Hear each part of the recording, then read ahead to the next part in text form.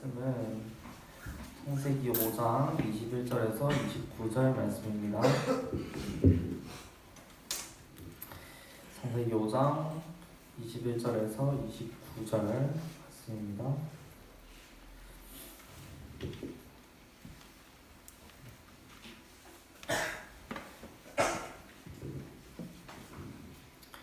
네, 성경 못 찾으신 분들은 화면 보시고 교독하도록 하겠습니다. 저부터 읽고 여러분이 읽고 마지막 절은 같이 읽습니다. 에녹은 65세에 무두셀라를 낳고 무두셀라를 낳은 후 300년을 하나님과 동행하며 자녀들을 낳았으며 그는 365세를 살았더라. 에녹이 하나님과 동행하더니 하나님이 그를 데려가심으로 세상에 있지 아니하였더라. 무두셀라는 187세에 라멕을 낳았고 라멕을 낳은 후 782년을 지내며 자녀를 낳았으며 그는 969세를 살고 죽었더라. 라멕은 182세에 아들을 낳고 같이 읽습니다. 이름을 노아라 하여 이르되 여호와께서 땅을 저주하심으로 수고롭게 일하는 우리를 이 아들이 안녕히 하리라 하였더라. 아멘. 오늘 한치 5천원씩 하나님의 계획이라는 제목으로 목사님께서 말씀 전해주시겠습니다. 네, 여러분들 반갑습니다. 우리 할렐루야로 인사. 할렐루야. 네, 할렐루야. 네, 반갑습니다. 여기는 포탄 맞은 것처럼 자리가 많이 비어 있네. 네, 우리가 조금 오늘 인원이 좀 줄은 것 같아요. 네, 뭐 좀 쉴만하면 또 즉각대기 오고, 쉴만하면 또 즉각대기 오고, 그래서 여러분들 너무너무 수고가 많습니다. 우리 방금 기도해 주신 것처럼 즉각대기 조치 기간 동안 별 탈 없이 또 안전사고 없이 잘 임무 수행할 수 있도록 저도 기도로 함께 하도록 하겠습니다. 자, 여러분들 제가 한 가지 물어볼게요. 세계에서 제일 오래된 나무가 어떤 나무인지 혹시 들어보신 적 있나요? 네, 우리 지구상에서 가장 오래된 나무가 있습니다. 있겠죠, 당연히.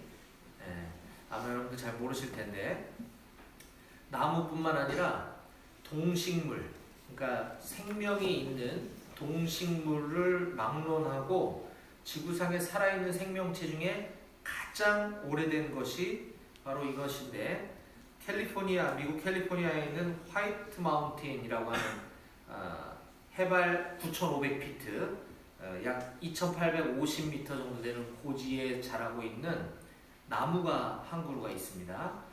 그 나무를 이름하여 무두셀라라는 이름을 붙였습니다. 세상에서 가장 오래된 생명체, 세상에서 가장 오래된 살아있는 나무의 이름은 무두셀라라고 하는 나무고, 이것은 미국 캘리포니아주에 있는 화이트 마운틴 약 2,850고지에서 자라고 있는 나무라고 합니다.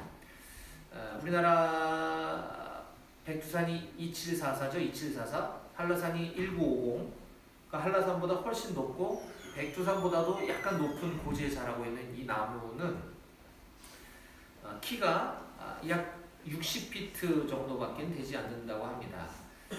굉장히 오래된 역사를 가지고 있는 나무에 비하면 약 18m 정도밖에 안 되는 키를 가지고 있는 나무인데, 자, 그러면 이 나무는 과연 몇 살일까? 나무의 나이를 계산하는 건 어렵지 않죠. 나이테를 가지고 알 수가 있는 거죠. 이 무두셀라라고 이름 붙인 나무의 나이는 4,854세라고 합니다. 놀랍죠? 4,854년 동안 살아있는 나무가 있어요. 이게 지금 실감이 잘 안 되죠? 우리 지금 서기 2023년을 살고 있습니다. 그렇죠? 네, 2023년 BC가 아니지 지금 AD 2023년이라는 것은 약 2020여 년 전에 예수님이 이 땅에 태어나신 날을 기준으로 BC와 AD로 구분하잖아요. 예수님이 이 땅에 인간의 모습으로 태어나신 지가 약 2020여 년이 지났는데, 이 나무는 그로부터 거꾸로 기원전 약 2831년에 태어난 나무인 것이죠. 엄청나게 오래된 나무라는 걸 알 수 있습니다. 자, 그럼 왜 이 나무의 이름이 무두셀라일까? 무드셀라는 인류 역사상 가장 오래 산 장수한 최장수 기록을 가지고 있는 사람의 이름입니다. 그 사람의 이름이 오늘 성경에 기록되어 있는데요. 자, 5장 25절부터 27절까지 함께 보겠습니다. 오늘 본문에 포함되어 있는 말씀이죠. 25절부터 27절입니다. 무드셀라는 187세에 라멕을 낳았고, 라멕을 낳은 후 782년을 지내며 자녀를 낳았으며, 그는 969세를 살고 죽었더라. 네. 무드셀라는 몇 년을 살았다고요? 969년. 네. 969세에 죽었다는 거죠. 엄청나게 오래 사는 거죠. 그래서 이 세상에서 가장 오래 산 사람의 이름을 따서 지금 현존하는 생명체 중에 가장 오래 살고 있는 이 나무의 이름을 무드셀라라고 붙인 것입니다. 자, 오늘 본문에 해당하는 창세기 5장은 우리가 일부만 읽었지만 제가 이 전체를 한번 쭉 훑으면 창세기 5장은 온통 사람의 이름만 나열되어 있습니다. 그래서 잘 안 읽혀지고 또 설교하기도 복잡하고 난해한 본문이 창세기 5장인데, 그래서 자칫 지루하기도 하고 성경을 통독하는 사람들은 대충 그냥 빨리 훑고 지나가는 곳이 이와 같은 족보가 기록되어 있는 곳입니다. 그런데 이러한 우리의 생각이나 느낌과는 달리 성경은 곳곳에 이 족보를 많이 기록하고 있습니다. 그만큼 이 족보는 의미가 있고 중요한 부분이라는 뜻이죠. 대표적으로 마태복음 1장에 보면 거기에 중요한 족보가 기록되어 있죠. 아브라함과 다윗의 자손 예수 그리스도의 계보라. 이 계보라고 하는 뜻이 족보라고 하는 같은 단어입니다. 아브라함이 이삭을 낳고, 이삭은 야곱을 낳고, 야곱은 유다와 그의 형제들을 낳고 1장 6절에 보면 이새는 다윗 왕을 낳으니라. 다윗은 우리아의 아내에게서 솔로몬을 낳고, 또 낳고 16절에 가면 야곱은 마리아의 남편 요셉을 낳았으니 마리아에게서 그리스도라 칭하는 예수가 나시니라. 아멘. 마태복음 1장에 왜 이렇게 누가 누구를 낳고 또 누구를 낳고 계속 족보를 기록하고 있는지 짐작이 되시죠? 예수 그리스도의 탄생을 이야기하기 위해서 쭉 족보를 거슬러 올라가고 있는 것입니다. 그래서 아브라함, 믿음의 조상, 이스라엘 사람들이 믿음의 조상이라고 여기는 아브라함으로부터 시작해서 쭉 타고 내려와서 또 이스라엘 사람들이 중요한 인물로 존경하고 있는 다윗을 거쳐서 또 낳고 내려오다가 예수님이 메시아가 태어나셨다는 것을 증명해 보이기 위해서 마태복음 1장은 족보를 기록하고 있는 것입니다. 이와 같은 족보의 기록이 성경에 많이 등장하는데, 그 중에서도 특히 성경책 중에 창세기는, 우리가 지금 보고 있는 이 창세기는 특히나 더 이 족보를 매우 중요시 여기고 있습니다. 창세기 곳곳에 이런 족보들이 기록되어 있는데요. 자, 우리가 오늘 보게 될 5장 1절에 보면 이것은 5장은 아담의 계보를 적은 책이니라. 즉, 자, 지금부터 아담의 족보를 얘기하겠다 이렇게 얘기하는 것이에요. 또 다음 장인 6장 9절에 보면 이것이 노아의 족보니라 라고 하면서 또 노아의 족보를 얘기하겠다라고 얘기를 합니다. 그만큼 중요하다는 뜻이겠죠. 또 11장 10절에 보면 11장 10절 셈의 족보는 이러하니라. 노아에게는 이제 세 아들이 있었는데 그 중에서 이제 셋을 타고 흘러가는 이 셈을 중요하게 여기는 것이고요. 또 25장 19절에 보면 아브라함의 아들 이삭의 족보는 이러하니라 라고 하면서 또 이삭의 족보를 소개하고 있습니다. 자, 이와 같이 계보라고도 하고 족보라고도 하고 옛날 성경에서는 내력이라는 단어를 사용하기도 하는 이 단어는 톨레도트라고 하는 히브리어 단어인데 창세기에 무려 11번이나 등장을 합니다. 이 톨레도, 계보, 족보라고 하는 것이 그만큼 중요하다는 것을 알 수 있는 거죠. 자, 그 중에서 오늘 성경에 기록된 최초의 족보인 창세기 5장은 1절부터 처음부터 마지막 절인 32절 끝까지 다음과 같은 동일한 패턴이 계속 반복되는 것을 볼 수 있습니다. 자, A가 몇몇 세에 B를 낳았고 B를 낳은 후 몇 년을 지내며 자녀들을 낳았으며 몇 세를 살고 죽었더라. 예. 이 패턴이 계속 반복됩니다. 창세기 5장은 다른 족보에 비해서 비교적 상세하게 기록하고 있죠. 누가 몇 세에 누구를 낳았고 몇 년을 살다가 죽었고 이런 얘기들인 것이죠. 자, 그런데 우리가 성경에 나와 있는 이 족보를 성경이 여러 곳에 등장한다 그랬죠. 이 족보를 볼 때 유의해야 될 사항이 있어요. 굉장히 중요합니다. 족보를 볼 때 우리가 절대 간과하지 말아야 될 사실은 성경의 계보, 성경의 족보는 선택적으로 기록되었다고 하는 사실입니다. 무슨 말이냐면 성경에 기록되어 있는 인물의 나열이 전부가 아니라는 거예요. 성경은 중요한 인물들, 어떤 의도를 가지고 선택적으로 사람의 이름을 나열한 것이지 그게 전부가 아니라는 사실을 우리가 반드시 기억해야 합니다. 근데 의외로 많은 성경학자, 신학자, 목회자분들은 이 사실을 놓치고 그거를 쭉 연결시켜서 인류의 역사를 계산하려고 하는 오류를 범하게 돼요. 이런 얘기 여러분들이 많이 듣게 될 것인데 무슨 말이냐?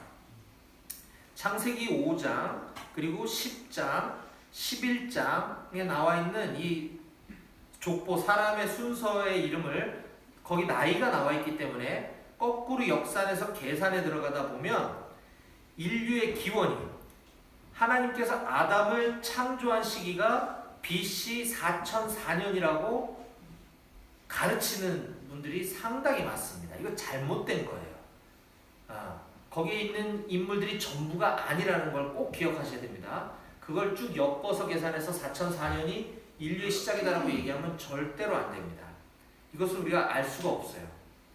그렇게 따지면 아까 무드셀라라고 하는 나무는 어떻게 해설이 안 되는 거죠. 하나님이 아담을 낳기보다 그 전에 무드셀라라는 나무가 있었다라는 결론이 되겠는데 맞지 않는 것입니다. 앞뒤가 안 맞는 거죠. 자, 오늘 창세기 5장에 등장하는 수많은 사람들의 이름 가운데 우리는 이 세 사람만큼 반드시 좀 기억할 필요가 있습니다. 에녹, 그리고 무드셀라, 그 다음에 노아. 이 세 사람을 등장시키기 위해서 그 중간에 여러 사람들의 이름이 잠시 언급되는 것인데, 자, 오늘 저는 창세기 연속 강의 오늘 7번째 시간입니다. 7번째 시간으로서 성경에 등장하는 많은 족보 이야기들 중에 처음 나오는 이 창세기 5장 본문을 가지고 하나님께서 오늘 우리에게 주시는 다음과 같은 메시지를 여러분들과 함께 나누려고 합니다. 자, 오늘 설교 말씀의 제목을 띄워주시고 함께 같이 한번 읽어볼까요? 자, 다 같이 시작. 한치의 오차도 없으신 하나님의 계획. 예, 좋습니다. 자, 여러분들 중에는 지금 뭐 중간에 이제 입대하고 자대 배치받아 오신 우리 용사들도 있고, 또 중간에 휴가나 외출해방 나가느라고 아마 이 예배 설교를 못 들으신 분들도 있을 거예요. 제가 요 전에는 요한복음을 연속 강의 설교를 했었고, 그 다음에 또 아마 에베소서를 제가 연속 강의 아마 한 걸로 기억하는데, 지금은 창세기를 하고 있습니다. 자,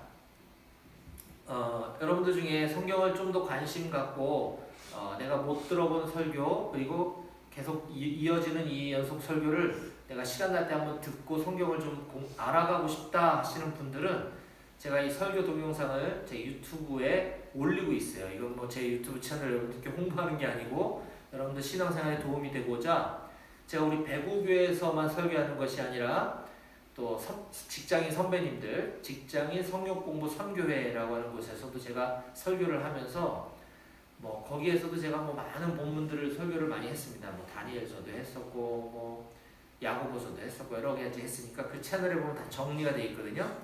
여러분들 유튜브에 제임스 김 선교사, 제 바이블 네임이 제임스 김입니다. 제임스 김. 네. 제임스 김 선교사 채널을 여러분들 이렇게 구독을 해놓으시면 나중에 보실 수가 있으니까 참고하시기 바랍니다. 어쨌거나 오늘 창세기 7번째 시간입니다. 한치의 오차도 없으신 하나님의 계획. 자, 창세기 5장 1절부터 제가 6절까지만 한번 읽어보겠습니다. 여러분들 눈으로 성경책을 한번 보시면 좋겠어요. 5장 1절부터 6절입니다. 자, 이것은 아담의 계보를 적은 책이니라. 자, 창세기 5장은 아담의 족보를 나열하고 있는 책이라는 것이죠. 3절, 아담은 130세에 자기의 모양, 곧 자기의 형상과 같은 아들을 낳아 이름을 셋이라 하였고, 아담은 셋을 낳은 후 800년을 지내며 자녀들을 낳았으며 그는 930세를 살고 죽었더라. 셋은 105세에 에노스를 낳았고. 자, 이 창세기 5장만 보면 아까 제가 연속 강의가 중요하다고 말씀드렸는데 앞부분을 모르면 아담의 아들은 셋이라는 사람이었구나, 외아들이었나? 이렇게 생각할 수가 있는데 아담의 장자는 가인이었죠. 가인. 그리고 둘째 아들도 있었습니다. 아벨. 근데 일찌감치 이 아벨은 형 가인의 손에 죽임을 당해요. 그러니까 가인만 있었죠. 그리고 나서 나중에 하나님께서 셋이라고 하는 아들을 주셨는데 이스라엘이나 우리 대한민국이나 장자가 되게 중요한데 성경은 지금 현재 가인, 첫 아들인 가인이 살아있음에도 불구하고 지금 우리가 보는 것처럼 아담의 족보를 가인의 계보를 따라가지 않고 셋째 아들인 셋의 계보에 연결시켜서 아담의 족보를 나열하고 있는 것을 볼 수 있습니다. 그렇죠? 예. 앞서 설명한 것처럼 창세기 5장은 누가 누구를 몇 세에 낳았고 누구를 낳은 후 몇 년을 지내며 자녀들을 낳았고 몇 세를 살고 죽었더라라는 이 패턴이 반복된다 그랬습니다. 자, 그래서 일단 가인의 계열이 아닌 셋의 계열이 계보가 중요하다는 것을 우선 알아야 하고, 그 수많은 사람 중에 오늘 제가 중요한 사람이라고 여겼던 에녹이라고 하는 사람의 설명을 우리가 조금 눈여겨볼 필요가 있습니다. 이 에녹만 유일하게 그 패턴을 달리 기록하고 있어요. 에녹만큼은 그 패턴이 안 나온다는 얘기입니다. 자, 21절 보겠습니다. 21에서 24절입니다. 에녹은 65세에 무두셀라를 낳았고 무두셀라를 낳은 후 300년을 하나님과 동행하며 자녀들을 낳았으며, 여기까지는 비슷해요. 그는 365세를 살았더라. 에녹이 하나님과 동행하더니 하나님이 그를 데려가심으로 세상에 있지 아니하였더라. 뭐 이거 얼뜻 보면 약간 문학적인 표현이라서 뭐 똑같은 얘기 아니야? 똑같은 패턴 같은데? 라고 볼 수 있지만 여기서 그는 몇 세를 살고 죽었더라가 아니고 하나님이 그를 데려가심으로 세상에 있지 아니하였더라라는 것은 그냥 죽었더라라는 문학적 표현이 아닙니다. 실제로 에녹은 죽지 않고 하나님이 슝 하고 데려가셨다는 뜻이에요. 네. 그걸 우리가 좀 눈여겨봐야 되고요. 또한 창세기 5장에 등장하는 수많은 인물들의 나이가 여기 쭉 다 나열되어 있는데 그 5장에 나와 있는 사람들의 그 수명은 제일 적게 산 사람이 31절에 나오는 라멕이라는 사람이 777세를 살았다고 기록하고 있고, 아까 보았던 27절에 무두셀라가 가장 오래 살아서 969세를 살았다고 기록하고 있습니다. 이게 보통 그 당시의 평균 수명이었던 거예요. 700여 년부터 900여 년까지.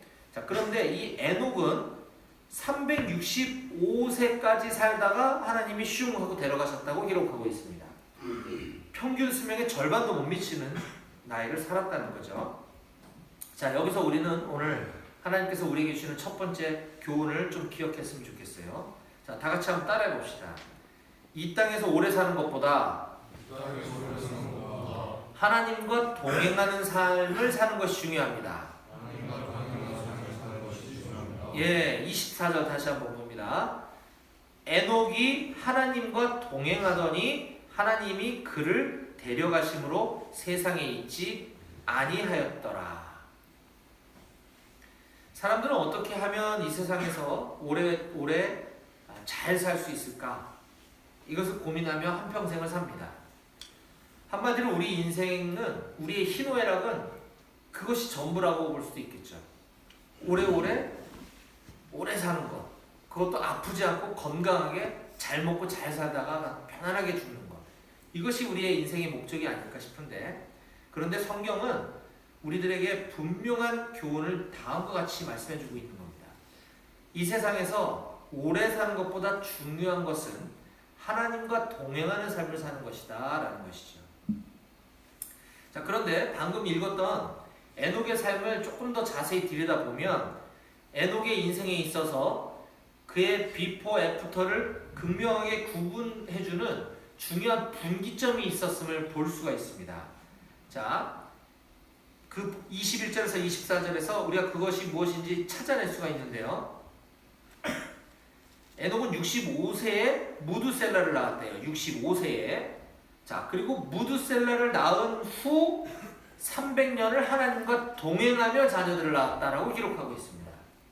즉, 무두셀라를 낳기 전까지 65년간의 인생은 그냥 남들처럼 평범한 삶을 살다가 65세 때부터 하나님이 무두셀라라고 하는 아들을 주신 이후부터 그가 하나님과 동행하는 삶을 살았다고 하는 것이에요. 단순히 아들을 낳아서 기뻐서 그의 삶이 바뀌었을까? 그것만은 아닌 것 같습니다.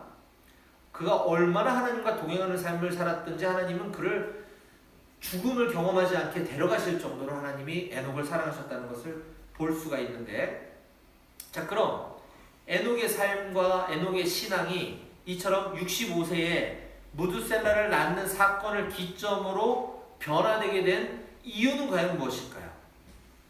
그러려면 우리는 무두셀라를 좀 살펴봐야 됩니다. 자, 오늘 에녹, 무두셀라, 노아가 중요하다고 그랬어요. 자, 두 번째 인물인 무두셀라 한번 봅니다. 무두셀라라고 번역된 이 인물의 이름은 히브리어로 메투셀라흐라고 하는 단어입니다. 메투셀라흐. 이 히브리어 단어는 마트라고 하는 단어와 셀라흐라고 하는 단어가 합쳐진 합성어입니다. 자, 마트는 무슨 뜻이냐? 사람이란 뜻이에요. 사람. 셀라흐, 이것은 무기, 칼, 투창이라고 하는 뜻입니다. 자, 그러면 메투셀라흐, 무두셀라는 무슨 뜻이죠? 무기의 사람, 네. 투창, 칼의 사람이라는 뜻을 갖고 있으면 우리가 알 수 있죠. 그렇죠? 두 단어가 합성됐으니까. 자, 무두셀라는 다른 말로 성을 지키는 사람, 무기를 든 사람, 창을 든 사람이라는 뜻인데, 이것은 성을 지키는 사람이라는 뜻입니다. 즉, 무두셀라가 있어야지만 그 성 안에 있는 백성들이, 사람들이, 민족이 안전할 수 있고, 무두셀라가 죽게 되면 그 성은 위험에 빠지게 된다, 죽음을 경험하게 된다라고 하는 의미를 갖고 있는 것입니다. 또한 무두셀라는 보낸다라고 하는 뜻도 가지고 있어요. 보낸다. 자, 무엇을 보낸다고 하는 말일까요? 학자들은 무두셀라 이름을 그가 죽을 때에 그것을 보내리라 라고 하는 뜻을 갖고 있다고 합니다. 그가 죽을 때 그것을 보내리라. 자, 그럼 그것이 무엇일까? 네. 무두셀라가 죽을 때 어떤 일이 일어났는가를 보면, 무두셀라가 죽을 때 그것을 보낸다고 하는 게 무엇인지 우리는 알 수 있는 거죠. 자, 여러분들, 그 이스라엘 사람들의 이름은 매우 중요한 의미를 갖고 있다고 그랬어요. 그 의미는 단순히 아버지가 자녀의 이름을 아버지가 생각나는 대로 지어줘서 이렇게 살았으면 좋겠다가 아니라 하나님께서 주신 계시를 담고 있는 겁니다. 그래서 우리가 볼 때는 저주스러운 이름을 아버지가 자식에게 지어주는 경우가 종종 있음을 보았죠. 이거는 아버지가 지어준 게 아니라 거기에 계시적인 의미가 있기 때문인 겁니다. 마찬가지로 이 무두셀라라고 하는 사람의 이름은 그가 죽을 때 무엇을 보내리라라고 하는 하나님의 계시가 담겨 있는 거예요. 그리고 무두셀라는 성을 지키는 사람이라고 하는 의미를 가지고 있음으로써 무두셀라가 죽을 때 그곳에 어떤 위험, 죽음이 도사리게 된다라고 하는 계시가 담겨 있는 것이죠. 자, 그럼 무두셀라가 죽을 때 무슨 일이 일어났는가 한번 보도록 하겠습니다. 자, 지금부터는 좀 재밌는 산수 시간인데요.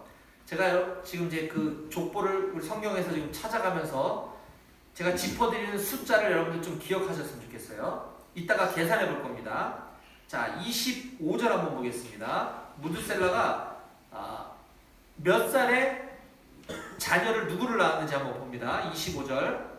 무드셀라는 187세에 라멕을 낳았고, 자, 무드셀라가 자기 아들인 라멕을 낳은 나이 187세입니다. 이거 기억해 두세요. 187세. 그리고 무드셀라는 아까 몇 살에 죽었다고 했나요? 27절에 몇 살? 969세. 자, 이것도 중요한 숫자니까 꼭 기억해 주세요. 무드셀라의 아들은 라멕이라고 그랬습니다. 자, 라멕은 그러면 몇 살에 누구를 낳았는지 한번 봅니다. 28절, 29절. 라멕은 182세에 아들을 낳고 이름을 노아라 하여. 자, 노아가 무드셀라의 손자라는 걸 알 수 있죠? 그렇죠? 자, 노아의 아버지인 라멕은 노아를 몇 세에 낳았다 그랬습니까? 방금 전에 182세. 요거 중요합니다. 요거 기억해 주세요. 182세. 자, 무드셀라는 187세에 라멕을 낳았고, 라멕은 182세에 노아를 낳았어요. 계산이 되겠죠? 여기까지. 자, 이제 드디어 세 번째로 중요한 인물인 노아가 등장했습니다. 자, 그런데 여기 29절 뒤쪽에 조금 이상한 표현이 등장을 합니다. 한번 보겠습니다. 이름을 노아라 하여 이르되 29절 여호와께서 땅을 저주하심으로 수고롭게 일하는 우리를 이 아들이 안위하리라 하였더라. 노아의 이름에는 안위라는 뜻을 갖고 있어요. 이게 무슨 말일까? 노아의 때에 어떤 사건이 일어난다는 것을 지금 힌트를 주고 있는 겁니다. 노아라 하여 이르되 여호와께서 땅을 저주하심으로 수고롭게 일하는 우리를 이 아들이, 이 노아가 안위하리라. 네. 다음 주일 설교 때 함께 나눌 본문이긴 하지만 그 다음 장에 보면 노아의 시대 때 이 세상의 죄가 너무 극심해서 하나님께서는 도저히 이건 해결할 방법이 없어서 어쩔 수 없이 세상을 심판하시기로 결정을 하십니다. 자, 그런데 하나님은 이 세상을 창조하신 목적이 있었기 때문에 그냥 이 세상을 싹 쓸어버리면 지금까지의 시간들과 하나님께서 행하신 일들은 부정당할 수밖에 없기 때문에 하나님은 그 죄악이 만연한 세상 가운데서도 이 노아라고 하는 사람과 그의 가족을 남겨두셔서 인류의 역사를 이어가십니다. 이것을 지금 창세기 5장 29절에서 안위라고 지금 표현하고 있는 겁니다. 노아를 통해서 이 아들이 노아가 안위하리라. 하나님께서는 이 세상을 싹 쓸어버리고 온 지구를 다 멸망시키시지만 이 노아와 노아의 가족을 남겨두셔서 계보를 이어가시겠다라고 하는 것을 지금 예언해주고 있는 장면이 5장 29절입니다. 노아의 홍수 심판 사건이 있을 것이라는 거죠. 자, 그렇다고 한다면 노아의 홍수 심판은 언제 일어났는가? 이것도 성경이 명확하게 기록을 해주고 있습니다. 자, 7장 6절로 한번 가보겠습니다. 7장 6절 중요합니다. 함께 읽어봤으면 좋겠어요. 7장 6절입니다. 우리 성경책 뒤에 보면 7장 6절 있죠? 창세기 7장 6절. 자, 같이 함께 읽어봅니다. 시작. 홍수가 땅에 있을 때에 노아가 600세라. 예, 노아 나이 600세 때 홍수 심판이 성경이 있었음을 알려주고 있는 것이죠. 자, 그럼 이제부터 다 나왔습니다. 중요한 숫자. 여러분들 핸드폰에 계산기 한번 열어보세요. 계산기. 암산하기 좀 힘들 거예요. 계산해 보겠습니다. 노아 나이 600세에 이 세상은 홍수 심판으로 멸망이 됩니다. 자, 계산기에 600을 일단 적어보세요. 600. 자, 그럼 이제 아까 찾았던 구절을 이번에 거꾸로 조금만 거슬러 올라가 보겠습니다. 똑같은 구절입니다. 여러분들 잊어버렸을 수 있으니까. 노아 나이 600세에 홍수 심판 사건이 있어요. 자, 그런데 노아의 아버지인 라멕이 몇 살에 낳았다고 28절에 기록하고 있습니까? 몇 살? 182세. 자, 그러면 거기에 182를 더해보세요. 라멕이 노아를 낳은 나이를 더한 겁니다. 자, 그러면 라멕은 또 그의 아버지인 무두셀라가 몇 살에 낳았다고 했나요? 25절에 187세. 187을 또 더해보세요. 얼마 나왔습니까? 960. 그렇죠. 이거 어디서 많이 보지 않았나요? 네, 27절. 그렇죠. 27절. 그가 누구예요? 무두셀라. 969세를 살고 죽었더라. 지금 여러분들이 계산한 게 뭡니까? 무두셀라가 아들인 라멕을 낳고, 라멕이 아들인 노아를 낳고, 노아 나이 600세에 홍수 심판이 일어나는 그 일이 바로 무두셀라로부터 몇 년 뒤에 일어났다고 계산됐습니까? 969세. 무두셀라가 죽은 그때 바로 홍수 심판이 있었음을 성경이 우리에게 보여주고 있는 거죠. 어렵지 않죠? 네, 소름 끼치지 않습니까? 놀랍죠? 아까 무두셀라 이름이 뭐라 그랬습니까? 성을 지키는 사람. 네. 그가 죽을 때에 그것을 보내리라 라는 계시적 예언적 이름을 갖고 있는 게 무두셀라라고 했어요. 그럼 무두셀라가 죽을 때 하나님께서 무엇을 보냈다고요? 홍수 심판. 바로 죽음과 멸망이 있었다고 하는 것입니다. 오늘 말씀을 제가 정리해 보겠습니다. 오늘 우리는 한치의 오차도 없으신 하나님의 계획이라는 제목으로 오늘 하나님의 말씀을 들었습니다. 하나님은 이미 무두셀라의 아버지인 에녹이 무두셀라를 낳을 때 그 아들의 이름을 계시적으로 무두셀라라는 이름으로 짓도록 하셨습니다. 그때부터 에녹은 하나님과 동행하는 삶을 살았다고 기록하고 있어요.